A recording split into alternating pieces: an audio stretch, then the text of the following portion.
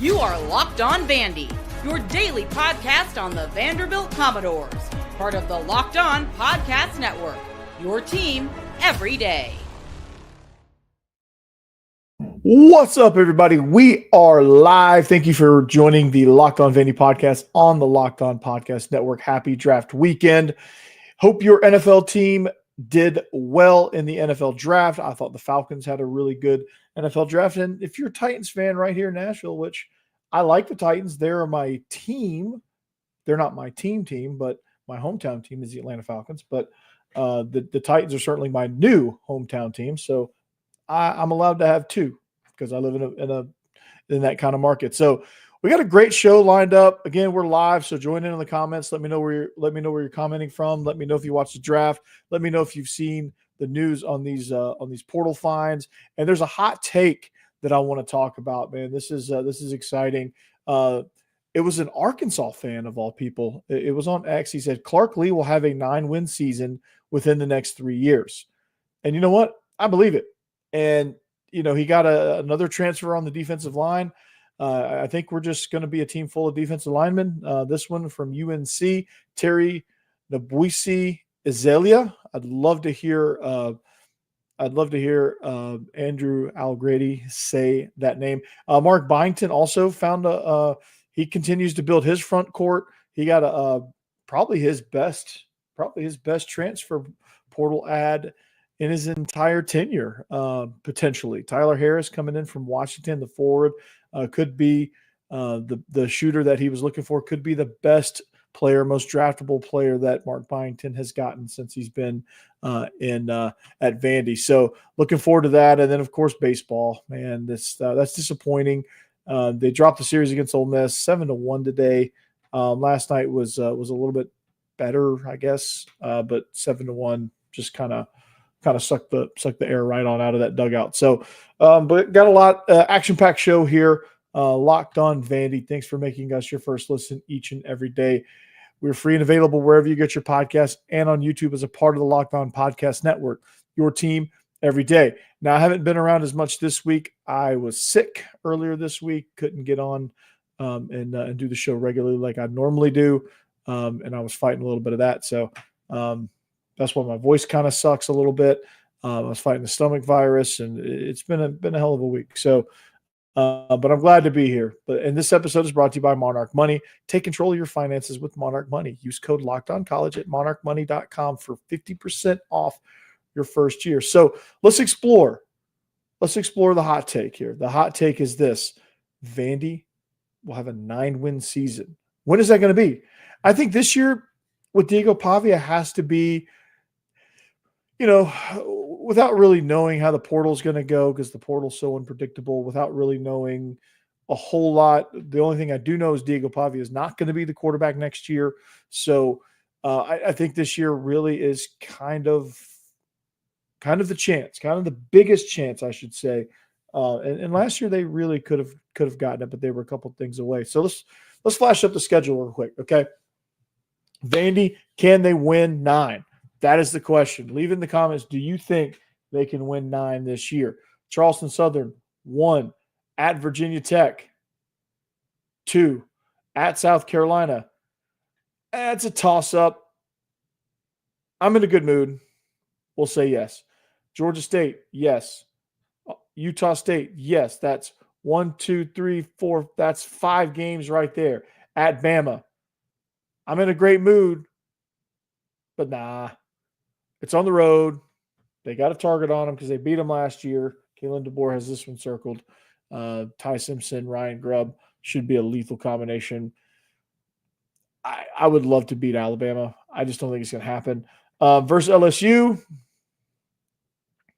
depends on how the early part of their season goes. I'm going to say no. So we're 5-2. Missouri, Bo Pribula, question mark. Not sure exactly. I would love to get John Miller's take on this, but not sure exactly what they have coming in that would make them as dangerous as they've been the last couple of seasons. So I'm going to say 6 there. At Texas, no.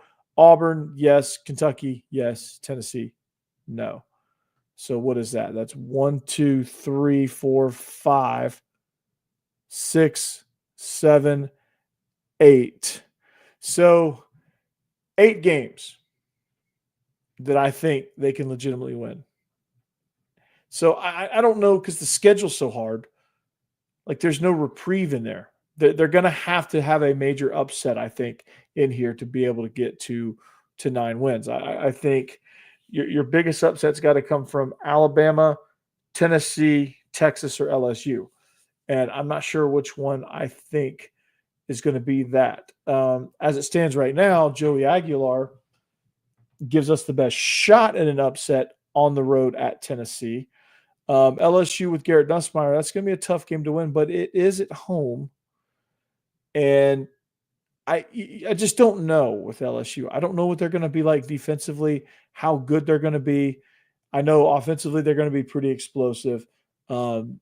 But I see it going a lot like last year's game, where you come out, you stun them a little bit, and then they kind of wake up. But this is all assuming Vandy is a similar team that they were last year, and then they're not. So you look at the schedule, there is 9 wins out there. There's 9 wins out there. I don't think you get Texas. I don't think you get Bama.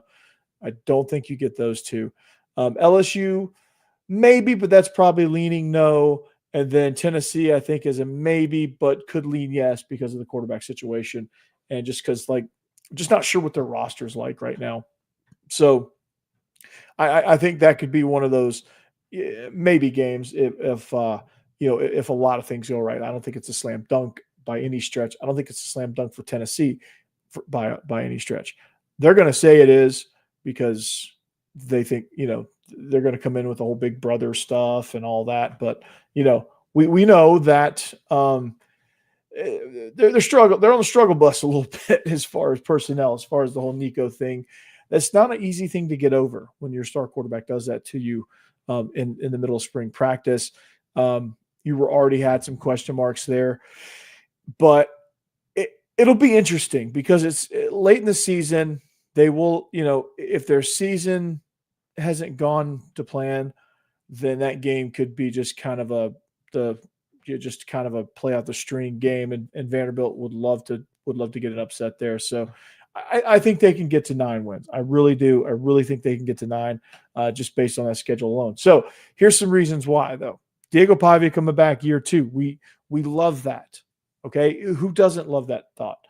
I think the notion of Vandy not going to have a productive receiver, I mean, I know why people are saying that, but because nobody knows one way or the other if these guys are going to perform. There's some talent there. Like Trent Hudson is extremely talented. He has a good rapport with Diego Pavia. Does that mean they're going to hit on some deep shots? I don't know. Does it mean he's going to be productive in the short intermediate passing game? I would like to think so. With the rapport, I think Junior Sherrill coming back, he has rapport now. He has probably the best rapport with Diego Pavia in that receiving core. He's coming back. He's dangerous in the slot. Then you have Chance Fitzgerald coming off the bench. You have Trey Richardson. He's going to play some significant minutes. I don't know if he starts or what's going to happen. I don't know, like if they go with 3 receivers, if Trey Richardson's going to start in the slot. Junior Sherrill's your off-the-ball guy, and Trent Hudson is your on-the-ball guy. So, who knows with Eli Stowers or whatever the set's going to be. I think you're going to have some different combinations of these receivers. I think there's some interesting guys in this receiving core. So that I think is going to be interesting. So I'm looking forward to seeing what they do. But running the ball, honestly, the more I think about it, the more I think the identity of this team is going to be. It's going to be ball control. It's going to be clock control. Obviously, they still want to do that. I think that's a identity, and that's a strategy that worked for them. But to say that it's going to look exactly the same, I think it's a reach. I think it's not. I don't think it's going to look exactly the same. I think they're going to go about it they're going to go by getting to the same identity a different way. I think they're going to be a little more dynamic in how they do that because they can. They have a better offensive line. They have more weapons. They have 2 really good tight ends. 3 really good tight ends, depending on how you look at it. Where you have, a really good inline guy, and you have 2 really good versatile guys that can play. You can go 12 personnel and use both those versatile guys in the game. Eli Stowers can act as an outside receiver. Like, he's that good. So you're going to have some options there. You're going to have some things in the shuttle pass with Bryson Coleman and Eli Stowers. The power shovel, I think, is going to be a big part of this offense. I think moving things around, jet sweeps with Junior Sherrill, Trey Richardson, RPO stuff to Hudson, RPO stuff to Junior Sherrill. I think the perimeter screens are going to be good. I mean, I think there's a bunch of different ways they can attack you. And so I'm really excited about how this offense is going to move the ball. And, of course, quarterback design run is going to be a big factor. And, of course, they're going to have to figure out the running back position. There's just not – with Cardenas going to the portal, that leaves us with not a lot of depth. I worry about that a little bit. So I think that'll shift the way they get to their game plans. I think that'll shift some things a little bit. I don't think they're going to can afford to be as run heavy unless they go and get some things in the portal. I thought they were a little bit light before Cardenas got in the portal. Now they're really light. So you can't afford to have any sort of injuries. Is there a walk-on guy that they're going to just throw in that slot and say, "Hey, you're on the active roster. You're not getting cut now"? Like, is that an option? Like, I don't know. So who knows what's going to happen there? But defensively, I think this defense is going to be nasty. I think Steve Gregory, he cut his teeth last year in the last 4 games getting the calls.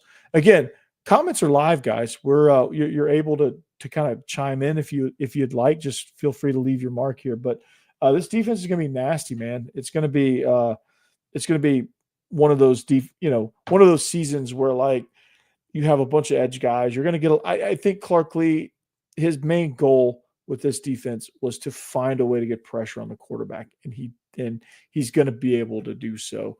And he's going to be able to do so without having to send the house every time, because at times, especially against LSU, against Tennessee, where you're a little bit banged up, you can't get pressure to the quarterback. And then when you do, there's space, and they're able to eat that space up and just deliver it right to their guys. So it was kind of futile attempt at getting pressure on the quarterback. And you have to get super conservative. And quarterbacks, if these caliber quarterbacks in this league, if they have time, they'll cut you up. They'll dice you up. So that's one of the things defensively that I really like about this front seven.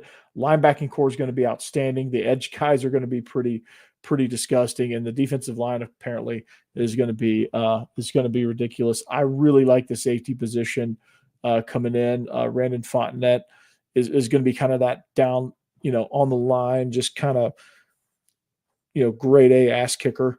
And then, of course, Dante Carter, Marlon Sewell, CJ Hurd, those guys are going to be outstanding. And the cornerbacks, Jalen Lackey, Martell Height, who's also going to moonlight on offense as well. He's going to play both sides. So he's going to get in on the action a little bit with some deep shots and some things designed for him. He's going to have a certain package every week, so he knows exactly what he's doing when he gets in the game. And so you're looking at a defense that's going to be very versatile in the way they can hit you. You're going to have a defense that's hopefully on the back end going to communicate a little bit better, so that there's no wide open receivers running free where nobody's within 25 yards of them because 2 guys covered 1, and all of a sudden some guys running streaking that they still haven't looked at him, they still haven't seen him yet. So that's going to be interesting to see kind of how that all shakes out. But can they win 9? Yeah, I believe they can. Will they? It's a different story, but I believe they can. They have the capability of getting one of those major upset wins. Maybe they can go down to Bama and repeat upset. Maybe that'll happen. Like, that would be a hell of a story right there. But I think the main difference is, I think this team is going to be a little bit more locked and loaded. I think last year's team, they weren't sure. They didn't really believe until they beat Bama. And then that's when, like, if they would have lost to Bama, last season probably would have been like 4 wins. It would have been 4 wins.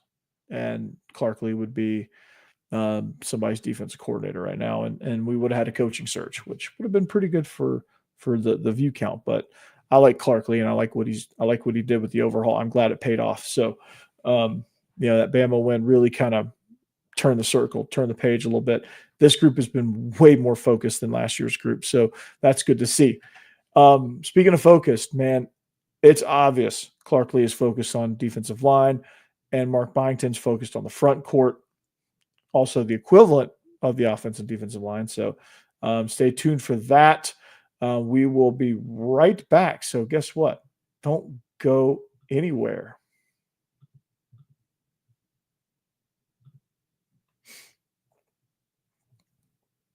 Hey, even though we're live, you can leave a comment here. You can leave a comment if you want to get on the action of Monarch Money. Let me ask you guys a question. Have you ever checked your bank account and wonder, where did all my money go? I wonder that all the time. It's like you open a window and it just flies out. Between dining out, online shopping, and entertainment, it's easy to lose track. That's where Monarch Money comes in, your personal CFO. And it gives you full visibility and control over your finances. Monarch Money isn't just a budgeting app. It's a complete financial command center. You can track all your accounts, investments, and spending all in one place. So you just stop managing your money and start building wealth. And when I started using Monarch, I just realized how much I was spending on food delivery. Now I budget smarter and save more. And I love the all-in-one convenience. So instead of juggling multiple apps, I can use, and you can use, Monarch to check your finances, track spending, and even plan long-term. So it also makes collaboration easy as well. Managing money with your partner is smoother than ever, and you can track shared and personal accounts, set goals, and stay on the same page without all the stress. So take control of your finances with Monarch Money. Use code LOCKEDONCollege at monarchmoney.com for 50% off your first year. That's monarchmoney.com, code LOCKEDONCollege for half off your first year. All right. Thanks for making Locked On Vandy your first listen each and every day. All right, we're back. Thanks for making Locked On Vandy your first listen each and every day. We're free and available wherever you get your podcast and on YouTube as a part of the Locked On Podcast Network, your team every day. Thanks to you everydayers. Thanks. Shout out to you guys. You guys make this happen. You guys make this work. I appreciate you guys greatly. Feel free to leave a comment. We're live, actually. This is not pre-recorded. You can always leave comments no matter what, but I will actually interact with your comments live with my voice. If you want to ask any questions, let me know what you're thinking. Let me know if you watched the draft, what your thoughts were on that. Congrats to Julian Ashby. Got picked in the 7th round, 251 overall by the New England Patriots. So congrats to him. They needed a long snapper. They needed a quality one. And Mike Vrabel got him one from Vanderbilt. He knows where to look when it comes to special teams. And then Quincy Skinner, congrats. Yep. Quincy Skinner is going to be a Falcon. So he was an undrafted free agent signee to the Atlanta Falcons. So good luck making the team and, go beat out somebody, go get on special teams, go do your thing, man. Great to have you on the Atlanta Falcons, Quincy Skinner. So congrats to the NFL doors. They're still waiting word on DeRicky Wright or CJ Taylor or Stephen Hubbard, if you know, or any of them went, or if any of them signed. Please let me know. Please let me know in the comments. So I haven't seen anything on them. Been looking. Been hoping that they were going to land somewhere. I haven't seen it yet. So speaking of landing, UNC defensive lineman Terry Nwabuisi-Ezeala. I feel like I nailed that. Maybe not. But it's great, man. You get North Carolina defensive tackle Terry Nwabuisi-Ezeala, and he's a 3-star recruit in the 25 class.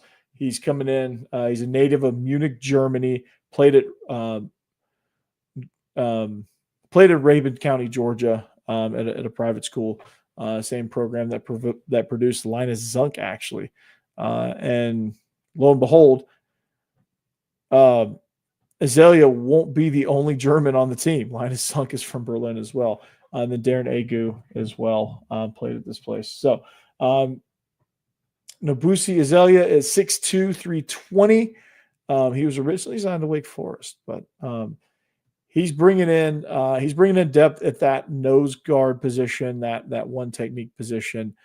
something that I think is greatly needed within this league. You need big space eaters like that can take up the center of the defense, that can really kind of stymie things and push the center of the pocket back in passing situations and just be an absolute nuisance in the run game, to put it mildly. And 6'2", 320, you got a low center of gravity for that weight. And this guy moves well for that. And I'm really excited there. I hope that the fact that he was short-lived at UNC doesn't mean that he is going to be short-lived at Vandy. I hope that doesn't mean he's going to be one of those guys that just goes around and around and around and around and around. So that's going to be, that's going to be something that you look forward to, and you look forward to seeing kind of how he plays and kind of how he develops. This is going to be a stacked defensive line room too, so that's going to be exciting there.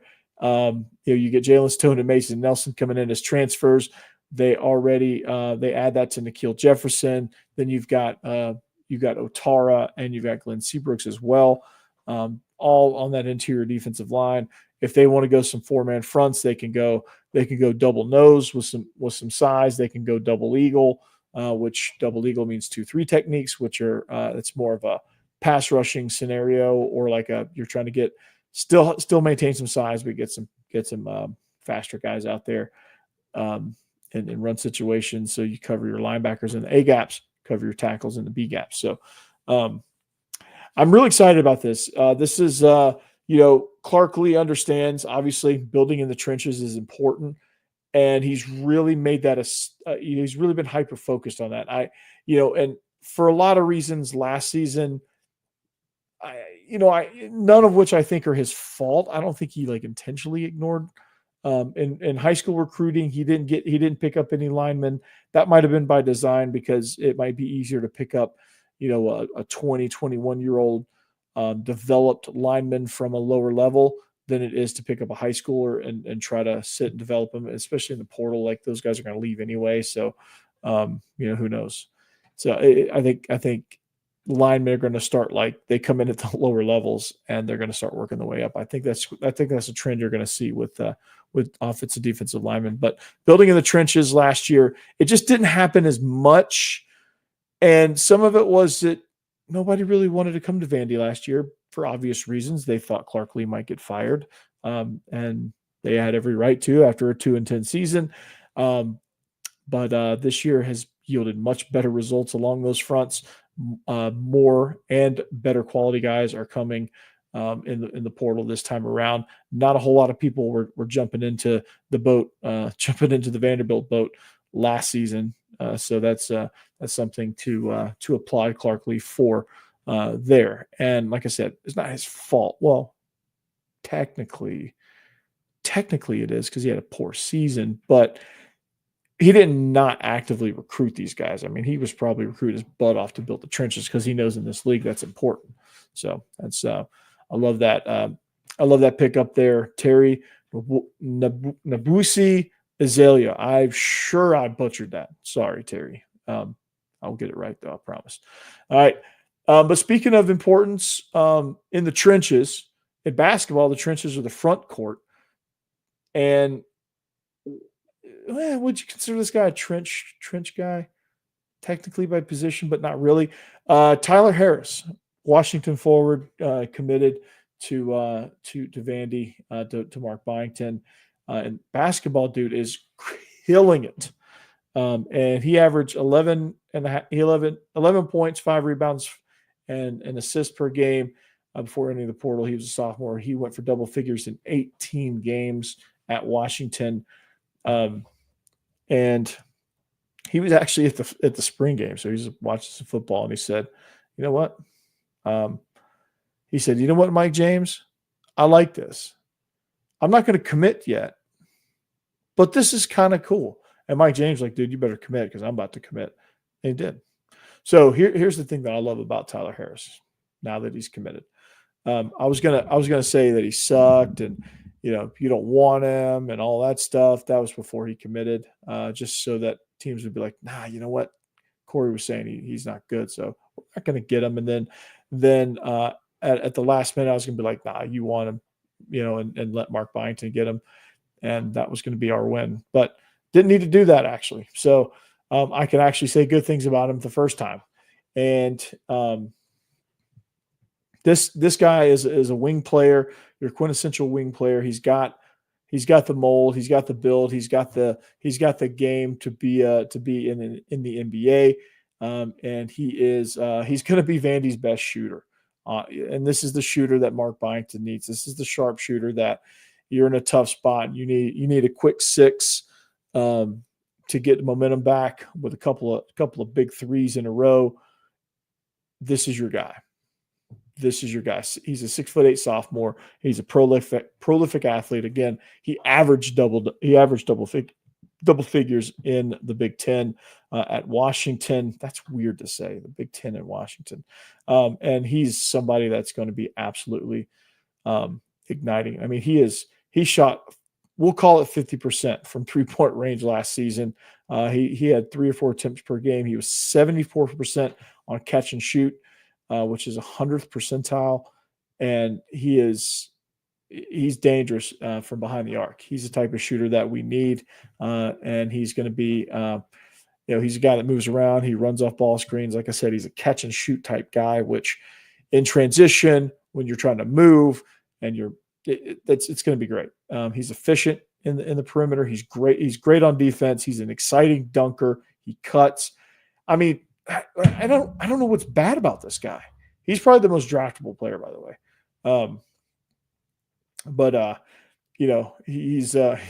He can distribute as well if you need him to. He's probably not going to have to, but he can create shots for himself. He may not need to there as well. Frankie Collins and Tyler Tanner are really good distributors. They're going to find this guy. It's going to be such a great rapport with him. He's in 80th percentile as a transition player, both offensively and defensively. Man, I am excited about this. Get this guy in the game with the two bigs, Tyler Nickel and Tyler Tanner. You got a pretty good lineup here. He's a forward that plays like a guard, kind of like Tyler Nickel. This is going to be an exciting line. I mean, there's the different possibilities you have. These guys are going to be fresh because you're going to be able to run them all in and out, man. And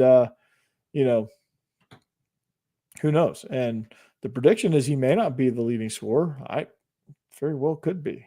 With the way he shoots, he's going to be the leading scorer in games. I don't know if he's going to be for the season, but he will be. There's going to be some games where you're like, good Lord, Harris can't miss. And so I'm excited about this, man. This is, I've been, those of you that are true listeners, you can vouch for me on this. I've been saying the entire time, as soon as Mark Byington gets a shooter, it gets the front court, going to be good, right? Going to be good. And here we go. We'll see. We'll see just how good he is. It'll come down to the fact now that we're going to try to figure out how Mark Byington will do a starting lineup and how he's going to do his substitution patterns. Like we're going to figure all that out too down as we go. Like Devin McLaughlin will start. Tyler Tanner will start. Tyler Nickel will start. I think those three guys are starting. Now it's going to be, who's in for the next two spots. Probably Jalen Washington, and then probably Harris. I don't know. If Harris can shoot well, probably Harris. So this is a great get for Mark Byington. That dude is crushing it, man. He's crushing it in the portal. Let me know what your thoughts on these two transfers are. Clark Lea is crushing it in the portal, especially on the defensive line. Love it, dude. And he crushed in the winter portal. He's crushing in the spring portal. Got a few more ads with some guys that they weren't they left and not really expecting it. So I'm trying to figure out what is going to look like at running back, and how's the loss of Johan Cardenas going to go. We'll see. Kind of the last day of the portal has come and passed, I believe, or it's next Friday maybe. But it's going to be a situation to where now it's just about adding guys, and you don't have to worry about guys going in from this point forward. So that's really good. Now, lastly, I'm not going to spend too much time on this. It's disappointing, but baseball just not great. Not great. Disappointing there. But anyway, so congrats to all your teams. Now the local Titans, man, right down the road, getting Cam Ward, the new GM. I love the decisiveness on the first round pick with Cam Ward. I love getting the whole draft. Just analyzing it I thought was really good for the Titans. I thought the Falcons had a really good first round. Getting Jalen Walker was outstanding. The fact that he fell to 15 is outstanding as well. So I thought it was a pretty good draft. I mean, it wasn't exciting in terms of like major skill players, going left and right. I thought there were some exciting moments, but I think a lot of teams were able to get a lot of what they needed, which is good, because if there's too much flash in the draft, I think teams get stuck on that kind of thing and feel like they have to take the flash, but they don't. This year's draft, I don't feel like teams felt like they had to take flash. They took what they needed, they got what they needed, and they didn't chase off of their board. I think if you were to examine a lot of people's board, it would not surprise me if a lot of people's boards held firm, because sometimes flashy players can mess up your draft boards as a GM, and that's dangerous. So, but again, not exciting in terms of like if you're somebody who's just a casual fan and just wants to see the flashy big names and where they go. It was exciting in the fact that I think a lot of teams got better, which is better for the product, and we'll see kind of how that all shakes out. Unfortunately, the story was Shedeur Sanders and him falling and all that stuff. There's a lot of factors that go into it, so I'm not going to get really into why I think he fell, because I really truly don't know. But there's something there. There was something there. There's a reason why he went to the 5th round, pick 144. But again, congrats to him. Got picked by the Browns. Now the only job he has is go out there and prove everybody that drafting in the 5th round was a mistake. So, that's the thing. You have a chance to prove it. You have a chance to erase all that doubt, and you can really kind of make a new name for yourself as Shedeur Sanders, franchise quarterback for the Cleveland Browns. Like you have a chance to prove that, because Cleveland doesn't really have a solid situation at quarterback. Joe Flacco, he's like my age. So I don't know. Anyway, that's all I got for this live stream. Let me know what you think. Comments are, you can continue in the comments and pass this along. We'll see you back here next week. Locked On Vandy on the Locked On Vandy podcast. Peace.